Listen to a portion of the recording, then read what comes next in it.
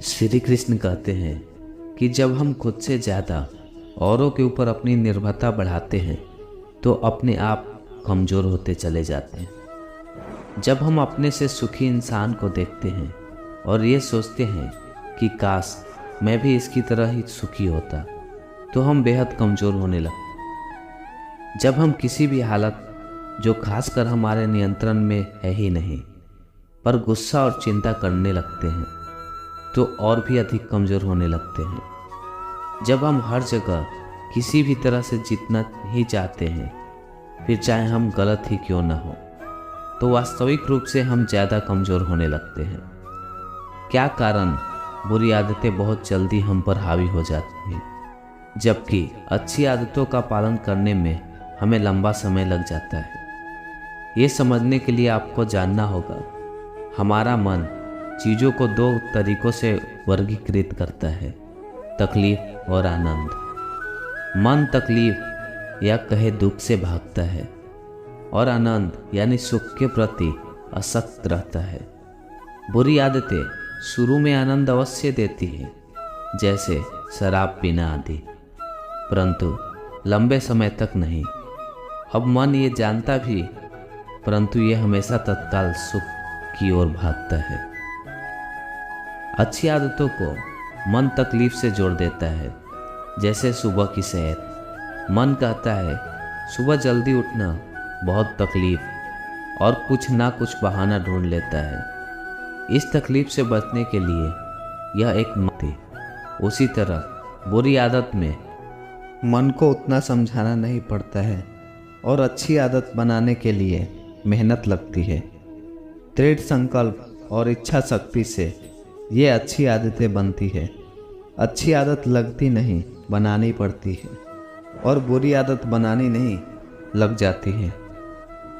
कोई भी नशा करने वाला व्यक्ति खुद से नशा नहीं करता है, वह सगे संबंधी की बातों में आकर वह नशा करना सीखता है। नशा करने वाले साथी इसलिए ही बनाते हैं क्योंकि वो जानते हैं कि वो जो कर रहे हैं गलत कर रहे हैं, लेकिन जब साथियों के साथ करते हैं तो उन्हें गलत करने जैसी बात महसूस नहीं होती। इसलिए यह आप पर निर्भर करती है कि आप अच्छे संगत में रहना चाहते हैं या नहीं, क्योंकि गिरने में या लुढ़कने में ताकत नहीं लगानी पड़ती है, पर ऊपर उठने में या चढ़ने में ताकत लगानी पड़ती है। आपकी आदतें आपका व्यवहार बनाती है और आपका व्यवहार आपका चरित्र। इसलिए जैसी आदतें होंगी वैसे ही आप होते जाएंगे। इंसान अपनी आदतों का गुलाम होता है। व्यक्ति का आदत ही उसे अच्छा या खराब बनाता है।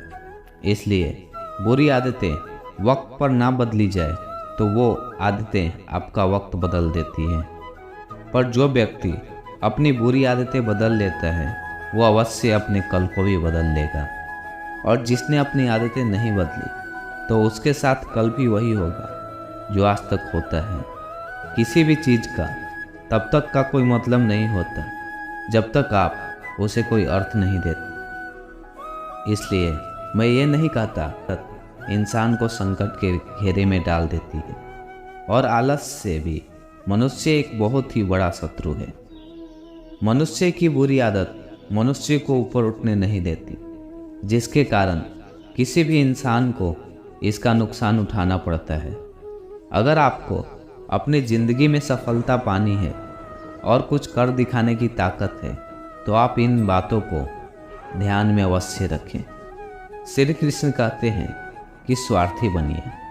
परोपकार शब्द सिर्फ कुरानों में ही अच्छे लगते हैं।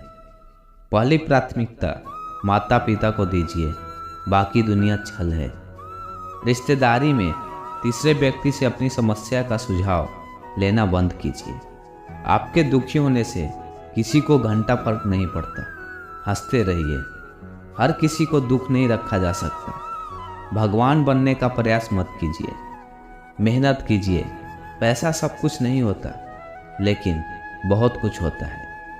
आप जो भी लक्ष्य चुनते हैं उसके प्रति दृढ़ हैं। हर किसी के जीवन में अपने लक्ष्य होते हैं। जब वो इसे प्राप्त करते हैं तो पूर्ण महसूस करते हैं। इस दुनिया में हर कोई जो सफल है, अपने लक्ष्य को प्राप्त कर चुका है। उसके पास अपने लक्ष्य के लिए दृढ़ संकल्प और समर्पण था। आपके पास अपने लक्ष्यों के लिए भी यही होना चाहिए। कुछ योग्य लक्ष्य चुनें, कुछ योग्य लक्ष्य रखें, बेकार की बातों से विचलित ना होए। जीवन में संगति का असर बहुत ही ज़्यादा होता है। ऐसे में हर किसी को अपनी संगति सोच समझकर चुननी चाहिए। एक बार एक राजा शिकार पर निकले। उसके साथ जल्दी आओ, लूट लो सब। तोते की आवाज़ सुनकर डाकू ने राजा की तरफ भागना शुरू किया। जैसे ही राजा अपनी तरफ आते देखा तो वो भाग खड़े हुए। भागते भागते वो कोसों दूर निकल गए। काफ़ी दूर आने के बाद उन्हें एक बहुत बड़ा सा पेड़ दिखाई दिया। वे सभी उस पेड़ के पास चले गए। जब वो सभी पेड़ के पास पहुँचे तो वहाँ एक तोता बैठा था। वो तोता बोला, आओ राजन, हमारे साधु महात्मा की कुटी में आपका स्वागत है।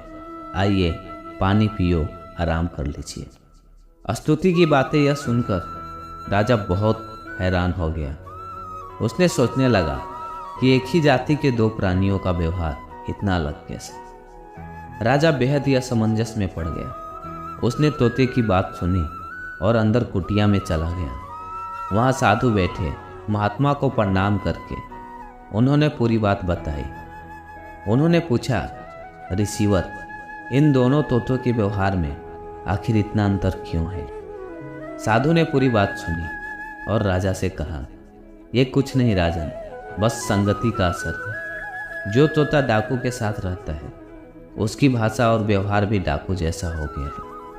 वही जो तोता यहाँ रहता है उसका व्यवहार और आदर मेरे जैसा हो गया है।